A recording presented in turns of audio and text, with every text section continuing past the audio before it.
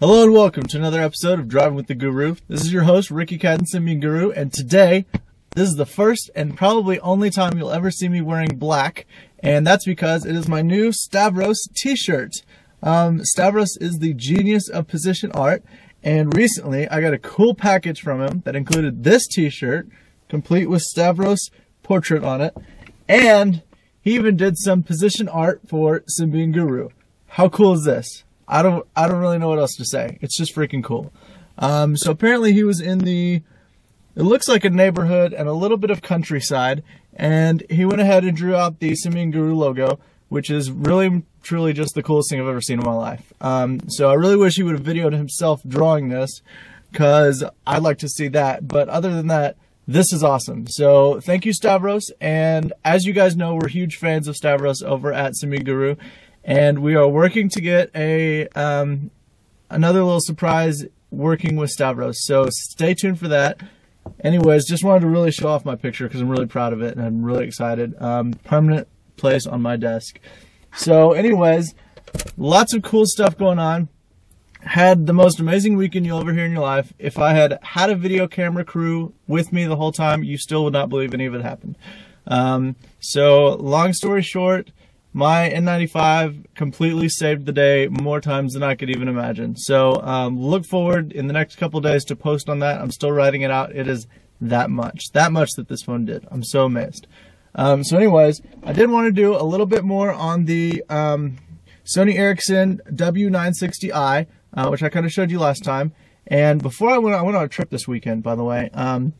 Before I went, I was like, well, hey, this has got 8 gigs built-in memory, so why don't I load it up with music and use it as an MP3 player for the trip, see how the battery lasts, all that kind of stuff. And I have good news and bad news. The good news is the battery on this thing, playing music, easily lasted 7 or 8 hours.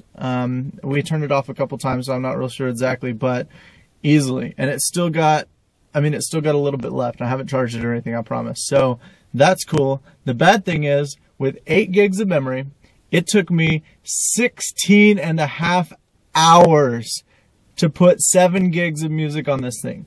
16.5 hours. That's ridiculous. Over USB, just plug straight into the phone. There's no removable memory or anything, and it's the proprietary port. 16.5 hours for 7 gigs of music. I can download 7 gigs of music faster than that. Oh my gosh. Unbelievable. Totally unacceptable. Made me feel like I had the N81 or the N95 8GB. It was that bad. Actually, I think those unbelievably transfer faster than that. So that's one bad thing. If you're going to put music on this puppy, you better have a couple of days. It's just as simple as that. It could have been the software. I was using Sony Ericsson's Media Manager software, which was a lot more user-friendly than Nokia's by any measure. But anyways, could not believe that. So the battery lasts forever. It's very user-friendly. The Walkman application, actually, let me get it pulled up here, is actually really cool. It's got an active background that is a visualization. So while you're listening to music, the background goes with the beat of the music, which is really neat. So it's got, I don't know if you can even see the screen on here. It's got this kind of scrollable interface, and then we can just resume playback. Pretty loud, not too good or anything, but I'm gonna turn that down a little bit. Look at the background. How cool is that? Something simple. It doesn't have to be fancy or anything. Whoops.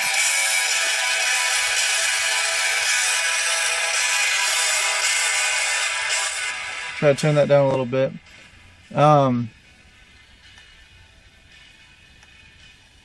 But really nice. You can see the music playback keys here. Activate once the music's going on.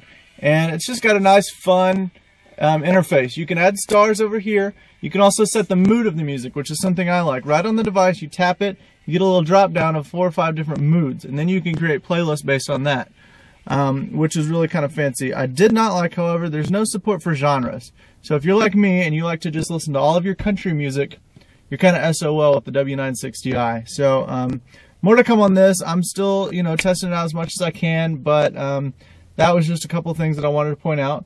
I did, however, also, this was a whole gadget-filled weekend, by the way.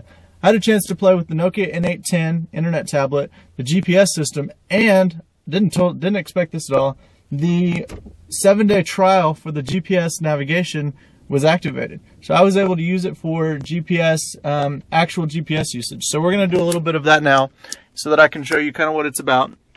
Here's the interface, and this is just the map. I've still got it on the colors, and you can see it's got a nice, pretty informative readout when you're looking to see how connected your GPS satellites are. And then now this is kind of confusing. You can press this and it will let you look up points of interest, addresses, that sort of thing. However, it's not real easy to navigate from here. So what you have to do is there's this little half invisible semicircle over here, and this is where you'll set this up. Real quick, I'm going to go into settings and change the map colors back to daylight. But you can see that the buttons are nice and big, so let's go back to this and let's find a route. From here, it's going to pop up the little box and it's going to say, do we want to do an address? Just go to the center of a city. You can look up your history and see the last couple ones that you've done. There's favorites over here, points of interest, and then I have no idea what this is. This is if you want to actually manually type in actual coordinates, which I don't really ever do. So let's look at points of interest. Now this is kind of neat because it has search, so you can search in here, and in the case, as you've seen before, you can easily slide it up and use the keyboard. So search for, whatever. But then there's also a drop-down box that'll do near recent areas that you've searched for.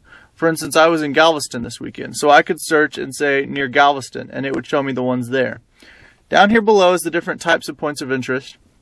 The first one's gas station, the second one is hotel or motel, which is nice. All the way down at the bottom, though, and it takes forever to scroll, there we go, is WLAN USA. I want to search for this because I like this. This is a feature I used several times in my lack of connectivity this weekend, which will be covered later. And you can't even read it, maybe, but it says the first one is right here. It'll tell you whether it's a pay or a free hotspot. Very convenient. And then it'll tell you where it is.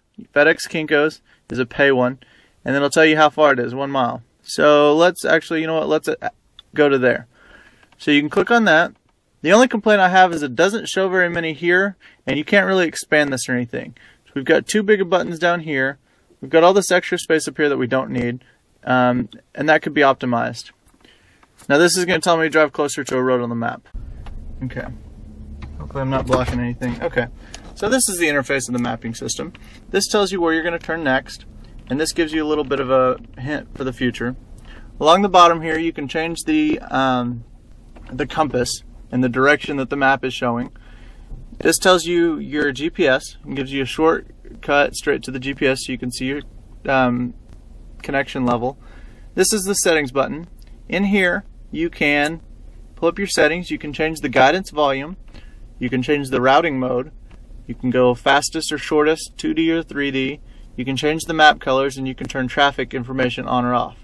And I didn't find traffic information very helpful, but then again, there just may not have been any traffic where I was. So the other button down here is points of interest, and this lets you really quickly, or rather really easily, maybe not quickly at all, find a relevant point of interest. So you've got parking areas, hotel or motel, gas station. If you do hotel or motel, it's going to tell you the ones that are the closest. Easy as that. You can click on it and boom, navigate over there. This one right here tells you how far that you need to go to your destination, and then this tells you the rough estimate of time. Now this button right here will also change periodically to show what time, there it goes, what time it thinks that you're going to get there.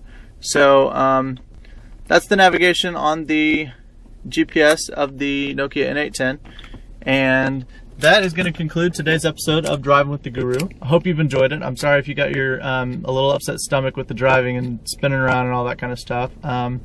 So other than that, I have a really cool announcement for next week, and I cannot wait to tell you, but you have to wait just a little bit longer so that I can make sure I've got everything in line. So other than that, thanks again as always for tuning in, and have a great weekend.